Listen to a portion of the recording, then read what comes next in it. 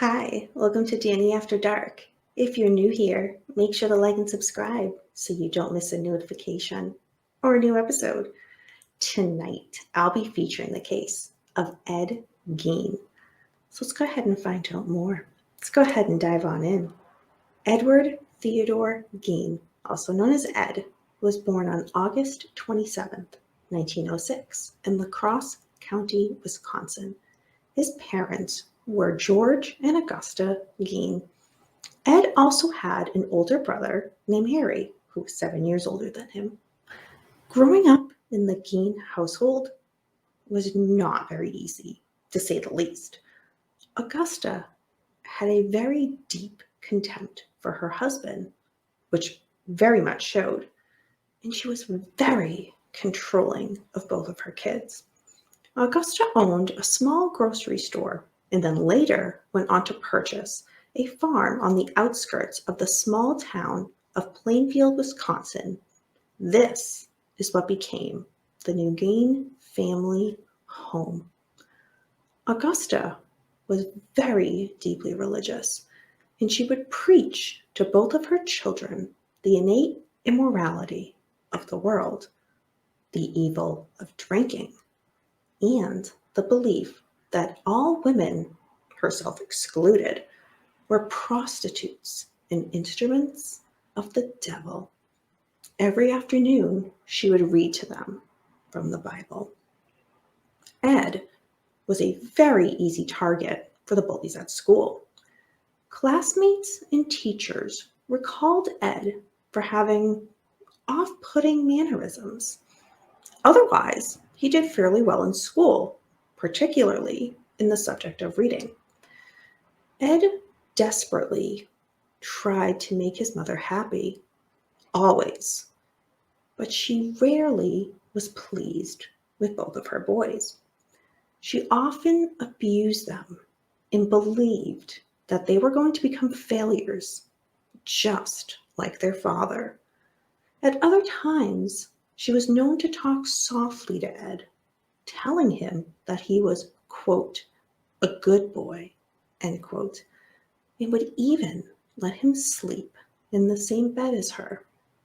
While during their teens and throughout their early adulthood, the boys remained detached from people outside of the farm. Ed never dated girls or had any type of healthy interaction with anyone of the opposite sex. Now, let's go to 1940. The father, George, died of a heart attack. The brothers then began to work odd jobs to help support the family. They had a reputation in their community for being honest and reliable. They would both each work as handymen, and Ed, in addition, was known to babysit. Now, Henry started to see things a little differently once his father passed away. He started to reject his mother's view of the world, and he even worried about Ed's attachment to his mother. Harry began to speak negatively about her to Ed. Now, May 16th, 1944, a brush fire started close to the farm and the Gein brothers went out to extinguish it. It was reported that the brothers got separated, and as it became nighttime, Ed lost sight of his brother. Well, the fire was finally extinguished, and Ed went to police that his brother was missing. He could not find him. A search party was organized, but once it started, things just got a little weird. Ed led them directly to his missing brother. However, his brother was lying dead on the ground. The ground on which Henry was lying was untouched by the fire, and Harry had bruises all on his head. However, the police, seeing this, dismissed the possibility of foul play, and the county coroner listed asphyxiation as the cause of Henry's death. Well, now Ed was living alone with his mother. That was until December 29th, 1945. She passed away following a series of strokes. Ed was reportedly devastated by the loss of his mother. He continued to live on the farm and would support himself with earnings from odd jobs. He went as far as to also board up the rooms used by his mother, including the upstairs, the downstairs parlor, and the living room, ultimately leaving them untouched. He resided in the lower level of the house, only using the kitchen and a small room located just off the kitchen, which he would use as a bedroom. Now, November 16th, 1957. One of the local Plainfield hardware store owners, named Bernice Warden, disappeared. Police suspected Ed, as he had been in the store the evening before, and he said he would return to the hardware store the following morning to pick up a gallon of antifreeze. A sales slip for a gallon of antifreeze was the last receipt written by Bernice on the morning she disappeared. So November 17th, 1957, police went to Ed's farm home and searched the property. What they found shocked the world. They found Bernice's decapitated body in a shed, hung upside down by ropes at her wrists, and with a crossbar at her ankles. Her torso was dressed out like that of a deer. It was evident that she had also been shot with a .22 caliber rifle. But that was not all that the authorities found. What they found were 4 noses, whole human bones and fragments, 9 masks of human skin, bowls made from human skulls, 10 female heads with the tops sawed off, human skin covering several chair seats. Another missing woman named Mary Hogan, her head in a paper bag, Bernice Warden's head in a burlap sack, 9 vulvas in a shoebox, skulls on his bedposts, organs in the refrigerator, a pair of lips on a drawstring for a window shade, and a belt made from human female nipples. They also found a lampshade made from the skin of a human face, a shirt made from human skin, complete with a pair of women's breasts. Needless to say, the police had not handled anything like this before. So all of these artifacts were photographed, and at the crime lab, they were then later properly destroyed. When confronted with everything that the police found, Ed initially denied everything, but he eventually confessed in that he told investigators between 1947 and 1952, he made as many as 40 visits to 3 local graveyards to exhume recently buried bodies when he was in a, quote, daze-like, end quote, state. On about 30 of those visits, he said he'd come out of the daze while in the cemetery, left the grave, and returned home empty-handed. Ed did admit to robbing 9 graves, however. What he did was he dug up the graves of recently buried middle-aged women that he thought resembled his mother, and he took the bodies home. Well, the only way police could know for sure whether the remains came from women's corpses or whether Ed had just murdered these women was to examine the graves that Ed claimed that he robbed. Well, police were finally permitted to dig up the graves of the women that Ed had claimed to butcher. All of the coffins showed clear signs of tampering. In most cases, the bodies or the parts of the bodies were just completely missing. Ed stated when he did finally get these bodies of these recently deceased women, he began to create a, quote, women suit, end quote, so he could pretend to be female. Specifically, he would wear the human skin shirt around the house at night and would place the female genitalia over his naked groin as if he were a woman. He denied having sex with any of the bodies he exhumed, stating, quote, they smelled too bad, end quote. During the interrogation, Ed also admitted to the shooting death of Mary Hogan. She was a tavern operator who had been missing since the winter of 1954. At the time, police suspected foul play, and they suspected this because they found blood on the tavern floor that trailed into the parking lot, and then they found an empty bullet cartridge on the floor.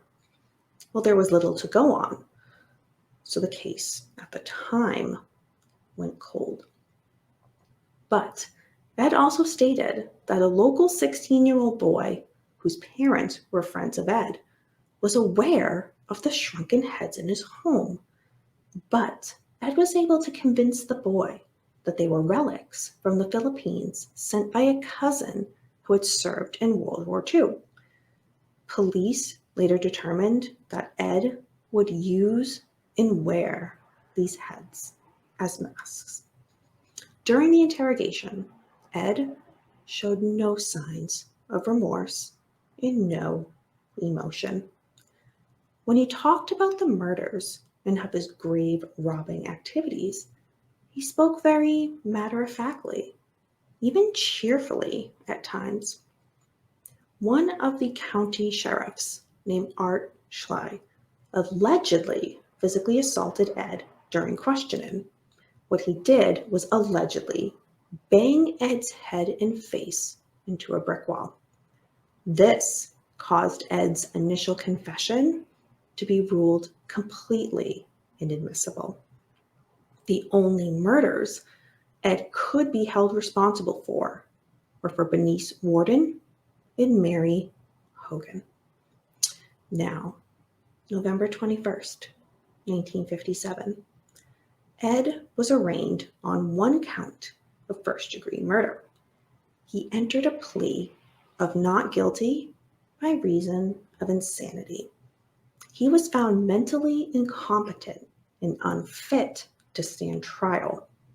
Therefore, Ed was sent to the Central State Hospital for the criminally insane and then was later transferred to the Mendota State Hospital. Now, Ed was described as a docile and amenable patient. He would spend his time doing occupational therapy as well as other tasks like rug making, stone making, and polishing. The nurses said, quote, if all our patients were like him, we'd have no trouble at all, end quote. However, there were other staff that recalled a totally different experience of working with Ed. They would comment that they felt uncomfortable when they noticed Ed staring at them, particularly the women. In the meantime, the news of what Ed had done quickly spread. Reporters, not just from the country, but all over the world, came to the small town of Plainfield, Wisconsin. This now town became known worldwide. Residents had to endure the massive amount of reporters who disrupted their daily life by bombarding them with questions about Ed. Many of the residents, however, became involved quickly and contributed whatever information they had. Most residents had only good things to say about Ed. Other than that, he was a little peculiar. He had a quirky grin and usually a strange sense of humor. However, they all stated they never suspected him of being capable of committing such horrific crimes. March 20th, 1958 While Ed was in detention, his house burned to the ground. It was suspected to be arson. When Ed learned of this incident, he said, quote, "just as well," end quote. In 1958, Ed's car, which he had used to transport the bodies of his victims, was sold at a public auction for $760. It was sold to Carnival sideshow operator Bunny Gibbons.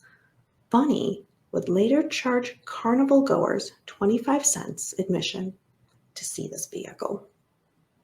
Now, in 1968, Ed's doctors determined he was now mentally sane to stand trial. So the trial began on November 14th, 1968. It only lasted 1 week.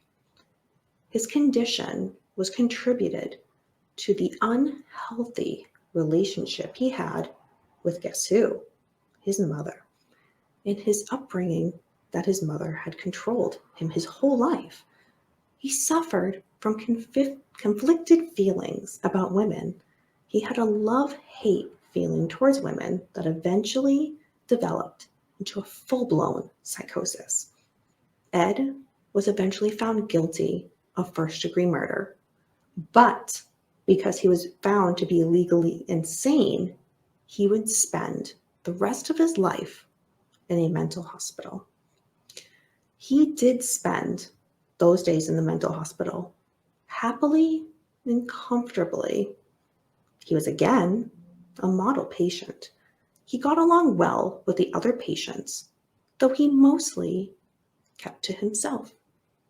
July 26th, 1984, Ed died of a respiratory and heart failure that was due to cancer. His gravesite in the Plainfield Cemetery was located right next to his mother. However, it didn't stay there very long. It was frequently vandalized. Some ongoers and lookers who wanted a piece of the action would chip off pieces of his gravestone before the bulk of it was eventually completely stolen in 2000.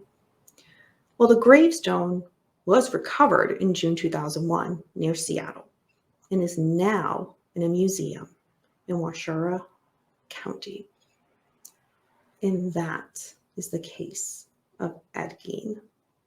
Thank you for sticking around for another episode of Danny After Dark. Do you have a question or a comment about the case? Leave it down below. Let's be interactive. Do you have a suggestion for a case that you would like me to cover? Well, leave it down below and you may see it featured in an upcoming episode. Remember, until next time, we don't live in darkness. Darkness lives in us.